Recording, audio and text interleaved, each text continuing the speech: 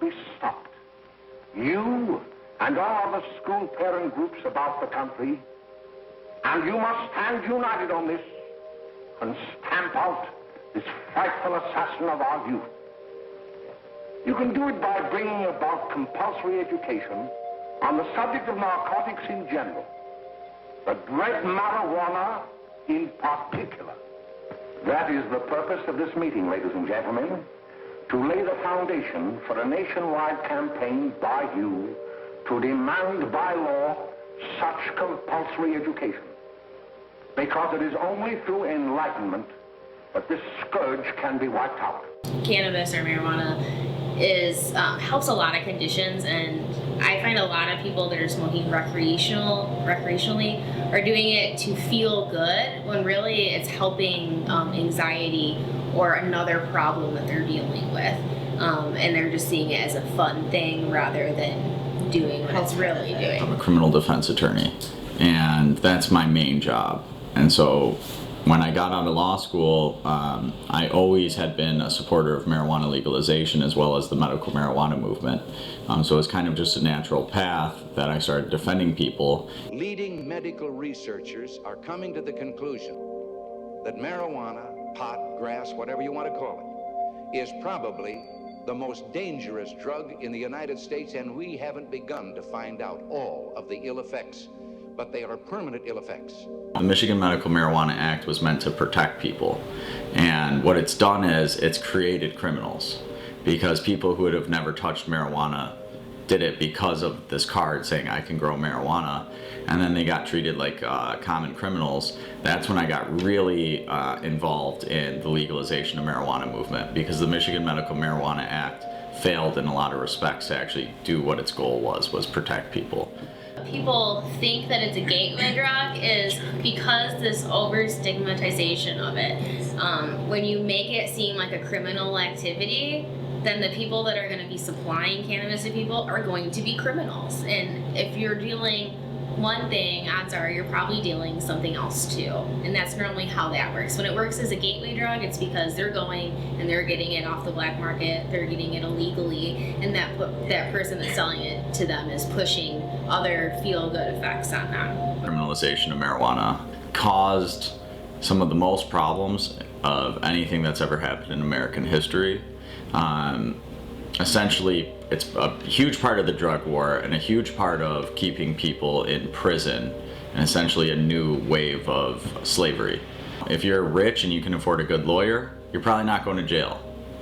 But if you're poor and you have no lawyer, well, you're going to go to jail over marijuana, something that millions of people across America do for enjoyment and doesn't hurt them in any way. The prohibition of marijuana was based in race warfare.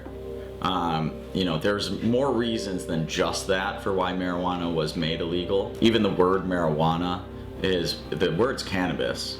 The word marijuana was taken from Mexican like cartels, and almost a slang word that was used for it to try to connote this negative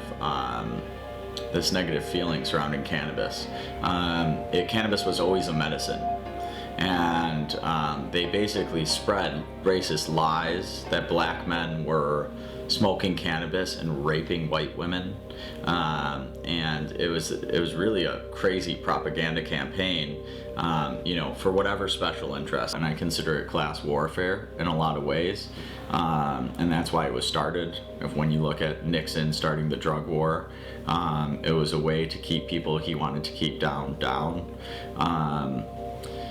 Marijuana is a drug that millions of people across America enjoy using, and essentially this war on drugs and keeping these things illegal just is a tax on those people. I mean, it was definitely aimed at African Americans in a way to subjugate them, to give them criminal records, and send them to jail and prison at alarming rates. The drug war is the reason that we have the largest prison population in the world, and it's not even close.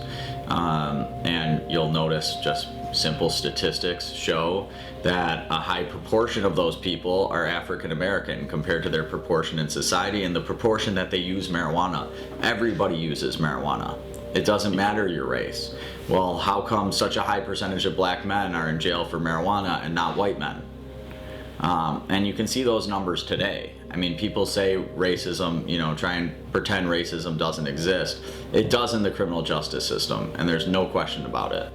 Cannabis is still a Schedule I drug federally, and Schedule I means absolutely no medical benefit, which is insane because there's been studies that have been published since the 60s and the 70s that prove that there is a medical benefit to it, and lots of medical benefits.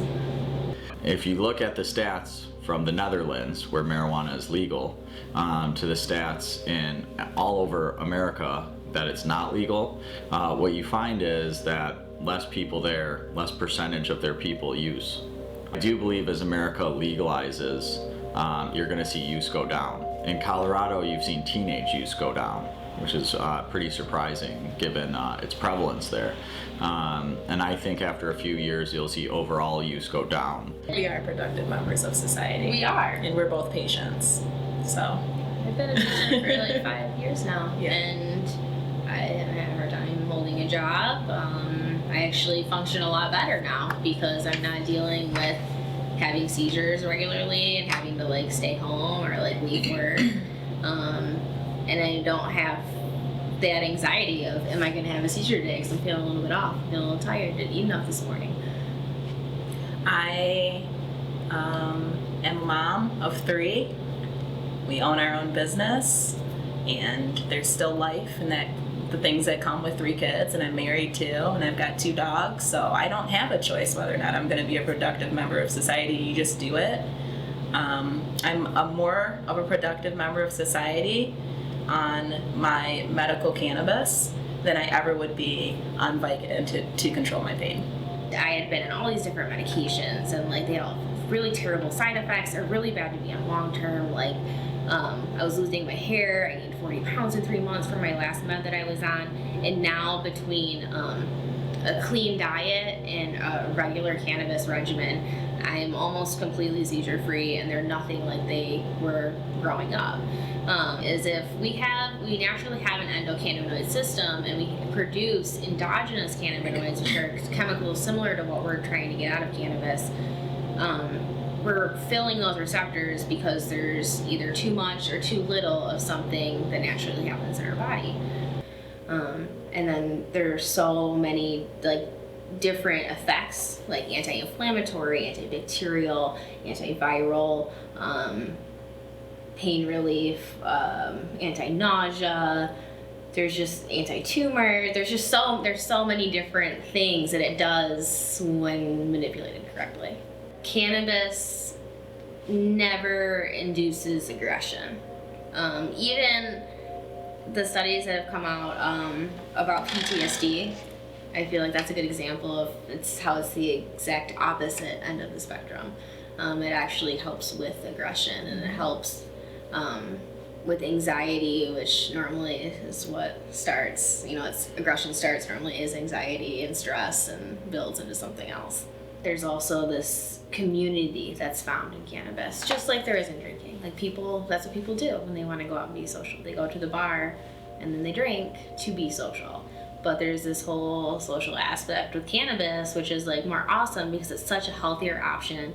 It's not physically addictive, and you can't OD on it, which is so different from any other drug or alcohol. Like you can OD on water, but you can't, like it takes like pounds to OD off of cannabis. And it's such a good option for legalization because that offers a healthier outlet for people looking for some kind of release rather than turning to alcohol. Such are the myths concerning marijuana. I liken recreational use of cannabis to someone that likes to sit in their favorite chair and read a good book. That's their way of relaxing. Or during the summertime, they like to go to the beach and lay in the sun. That's what helps them unwind and helps them relax. And if people like that or need that in any situation, that's what recreational cannabis is for. It's to help you relax. I've not heard of anybody doing anything completely crazy just on cannabis. I've not ever heard of that.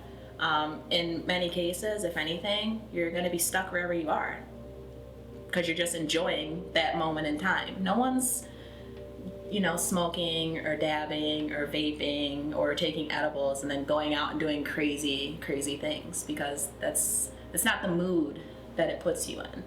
It puts you in a lovey and a happy mood and enjoying the things around you, especially if you're in nature. It helps you connect.